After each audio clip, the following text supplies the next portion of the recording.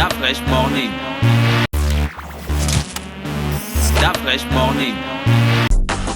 Vous êtes sur les 104.5 Urban FM, la station urbaine, et vous écoutez le Da Fresh Morning, le réveil matinal qui vous donne l'énergie, la musique et la bonne humeur, diffusé du lundi au vendredi de 7h à 10h. On reçoit Mosley pour parler donc de politique, c'est ça Mosley? Oui, nous parlons de politique comme d'habitude pour revenir sur... Comme à l'accoutumée, c'est ça que tu voulais Oui, dire? oui. Ça à chaque fois. Des expressions de Gabon, du Radio Gabon. Hein? Ah bon? Ça, c'est des expressions de Radio Gabon. Ben, peut-être ce sont Aurais-tu travaillé à Radio Gabon? ce sont peut-être des expressions consacrées dans le métier. C'est consacré, qui a consacré ça? Ah, ça peut être toi, ou bien Moi, les tu m'envoies communicateurs avant les trucs comme à l'accoutumée.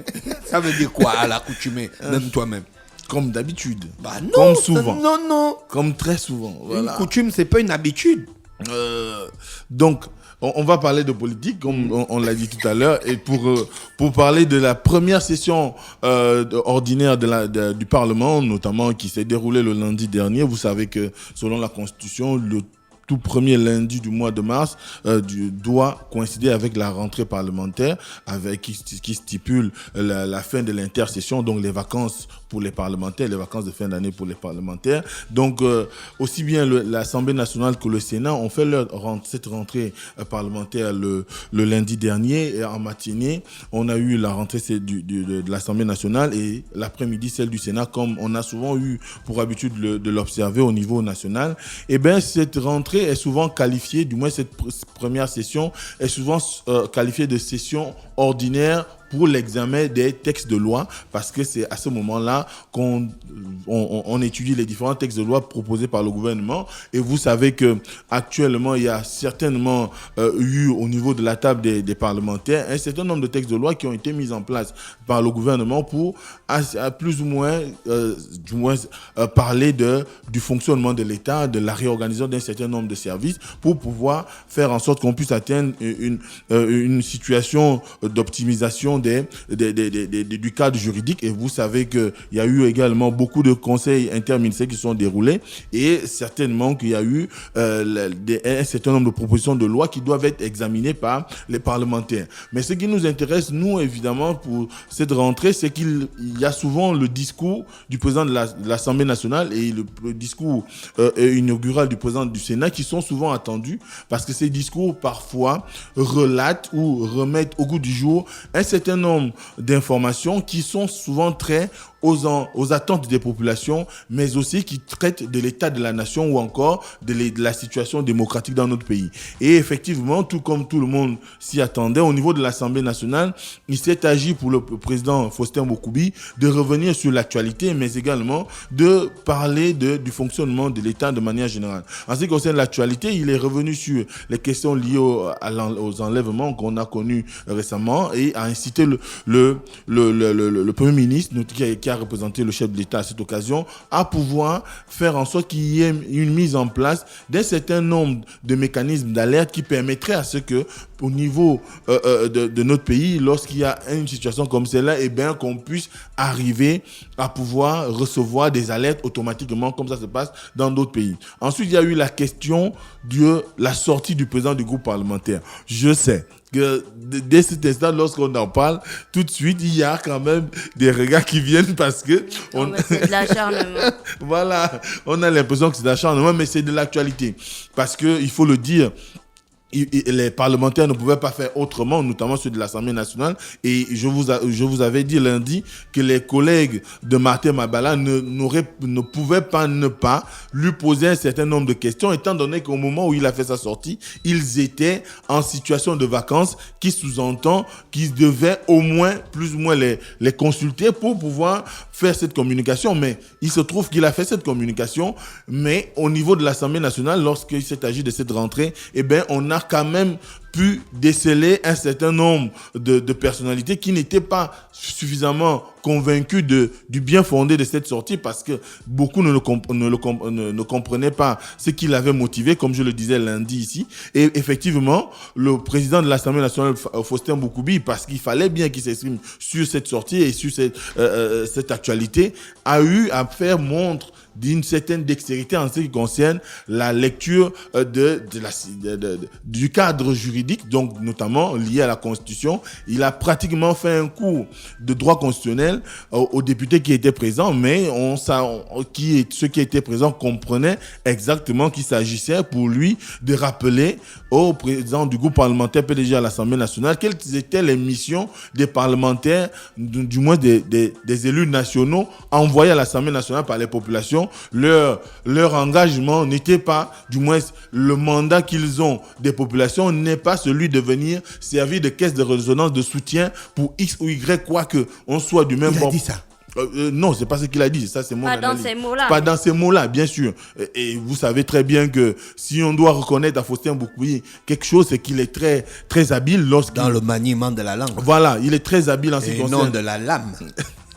Il est très habile en ce qui concerne le discours, notamment il a beaucoup de pondération et il est doté d'une certaine sagesse qui fait qu'à un moment donné, quand il s'exprime, on comprend bien quel est l'enjeu, quel est l'objectif qu'il veut atteindre pour pouvoir permettre à ce que les gens comprennent une bonne fois pour toutes ce dont il est question dans son discours. Et effectivement, son discours allait dans le sens de rappeler, comme je le disais tout à l'heure aux parlementaires, que leur devoir, c'est de voter des lois, vérifier l'action du gouvernement et certainement rester dans l'optique de pouvoir de représentation des populations. Pas de prononcer un discours allant dans le sens de « nous soutenons parce que nous avons voté ».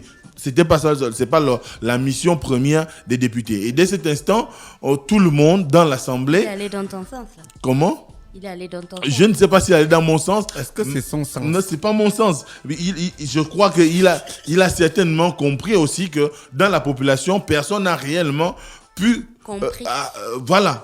pu comprendre les mobiles ou encore les causes qui ont sous-tendu la prise de parole de monsieur Martin Mabala, quoique on lui reconnaisse une certaine ancienneté en ce qui concerne le landerneau politique national. Ça, ce sont les expressions de Dafresh par contre. Et dès cet instant, étant donné qu'il est un vieux routier de la politique gabonaise, il aurait quand même pu s'abstenir de faire ce discours, étant donné que jusqu'à aujourd'hui, ça peut quand même être quelque chose qui pourrait causer une certaine division au sein même de sa formation politique, parce que on s'est retrouvé avec des députés du PDG qui évidemment ont estimé que le parti ayant donné son quitus par rapport à son soutien à Martin Mabala, donc eux en tant que les représentants du Parti démocratique gabonais à l'Assemblée nationale ne pouvaient que s'inscrire dans la logique du parti. Ensuite, il y a quand même aussi des gens au-delà de la discipline qui est l'apanage du bon militant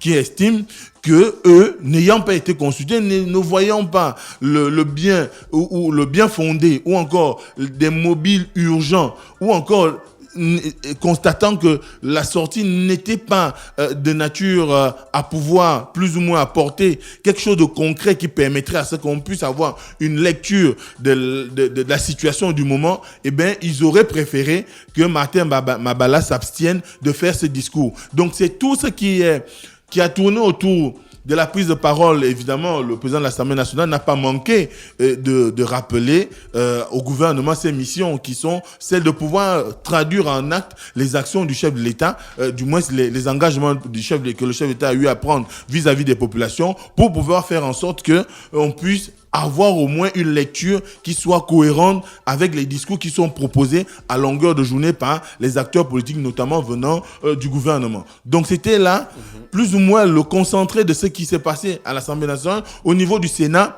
vous savez qu'aujourd'hui le Sénat, il y a des gonflements, enfin du moins il y a une situation plus ou moins, on va dire, que personne ne comprend, parce que beaucoup de personnes ne comprennent pas ce qui se passe. C'est réellement aujourd'hui au niveau du Sénat. On a dans la presse un certain nombre d'informations qui viennent nous faire savoir que la présidente du Sénat, donc le président du Sénat, pardon, serait en proie à des pressions qui viendraient du monde extérieur à son Parlement, qui voudrait qu'elle démissionne au profit de son vice-président, parce que on estimerait qu'aujourd'hui il y aurait au niveau de de l'exécutif une certaine machination qui irait dans le sens de pouvoir mettre en place des mécanismes pour de remplacement ou de passation de pouvoir, entre guillemets, ou même, voire on parle de nomination d'un nouveau vice-président. Et dès cet instant, au niveau du Sénat, beaucoup de personnes se posent aujourd'hui la question de savoir ce qui se passe exactement.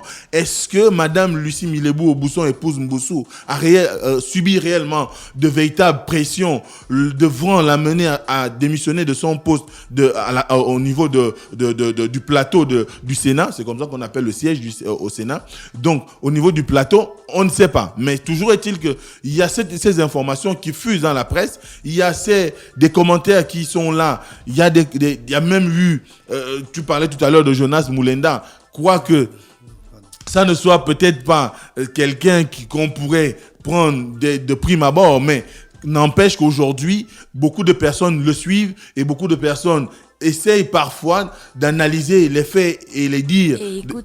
Et écoute ce qu'il dit. Donc, une information comme celle-là qui est relayée aussi bien par un journal comme Écho du Nord, qui est quand même l'un des mieux cotés au niveau de la presse gabonaise, ou encore un certain nombre de sites d'information en ligne, on comprend bien qu'aujourd'hui, il y a une question cette question-là mérite qu'on s'y arrête pour savoir exactement ce qui se passe au niveau du Sénat. Est-ce qu'il y a véritablement un besoin aujourd'hui pour Madame Lucie Milébou-Aubusson, épouse Mboussou, de démissionner? Mais n'empêche que lors de la rentrée de cette première session, elle s'est inscrite dans une logique de conciliation, une logique qui prône beaucoup plus le respect des engagements pris, notamment par le gouvernement, parce qu'elle a interpellé le Premier ministre afin qu'il puisse s'arrêter sur les promesses faites par le chef de l'État en ce qui concerne les questions de la route, les questions de la santé, les questions de l'éducation et tout ce qui pourrait concourir au bien-être des Gabonais. Parce qu'aujourd'hui, comme elle a si bien rappelé, ce qui pose problème dans notre pays aujourd'hui, c'est qu'il y a une misère galopante, il y a une pauvreté galopante. De plus en plus de personnes ne trouvent plus d'issue. On ne sait pas aujourd'hui quels sont réellement les chiffres du chômage dans notre pays. Donc, il faudrait que le gouvernement trouve des réponses qui soient capables d'apaiser l'environnement social,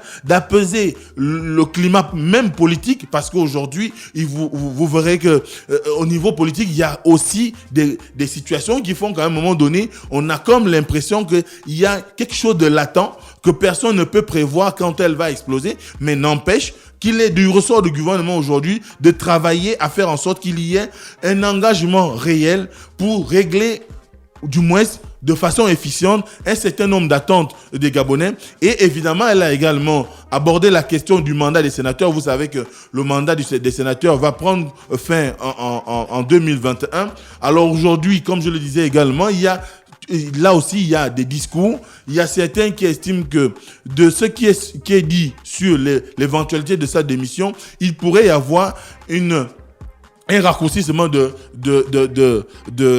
mandat, au lieu d'aller que cette législature aille à son terme jusqu'en 2021, on pourrait peut-être assister au vote des nouveaux sénateurs, parce qu'il y a eu d'abord une réforme qui nous a fait partir de 91 sénateurs à 54 aujourd'hui, ou 52, et dès cet instant, il faudrait qu'on soit en mesure de pouvoir offrir une nouvelle législature au palais Omar Bongo Ondimba, pour pouvoir faire en sorte qu'il y ait peut-être une certaine cohérence en ce qui concerne les institutions de la République. Mais il y a aussi une autre frange de l'opinion qui estime que le dialogue politique d'Angondje avait statué sur le besoin de coïncider le mandat des élus locaux avec celui des sénateurs.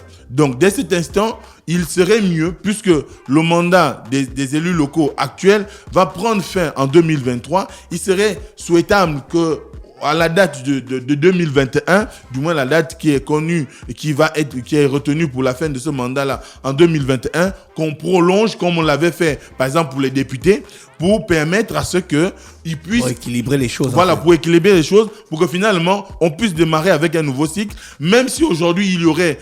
Parce que pour eux, même si aujourd'hui il y aurait modification de la Constitution, la loi, par principe, n'étant pas rétroactive, on ne pourra pas écourter le mandat des sénateurs actuellement. Donc il faut par contre penser à le rallonger, prendre un décret comme on l'a fait pour les députés il y a quelque temps, pour pouvoir faire en sorte que à la fin du mandat des conseillers municipaux et des conseillers départementaux, donc les élus locaux, qu'on puisse arriver également à l'élection finalement des sénateurs, et ferait coïncider le mandat des sénateurs avec celui des élus locaux. Donc dès cet instant, c'est tout ce qu'il y a aujourd'hui à faire au niveau du gouvernement. Certainement qu'il y aura un travail où il y a quelque chose qui va poindre à l'horizon d'ici peu, pour nous permettre d'avoir une lecture juste des événements, mais n'empêche que on reste sur le fait que à l'Assemblée nationale, Faustin Boukoubi a rappelé quelle était les missions des députés, et au niveau du Sénat, Madame Lucie Mulébou-Aubusson a interpellé le gouvernement pour qu'il puisse travailler à satisfaire les besoins des populations, pour que finalement on puisse arriver à une situation sociale apaisée, et qu'on puisse pouvoir lire de la joie dans les regards ou encore sur les visages des Gabonais. Merci Mosté qui revenait sur les questions politiques ce matin sur les 104.5 Urban FM, la station urbaine dans le Da Fresh Morning.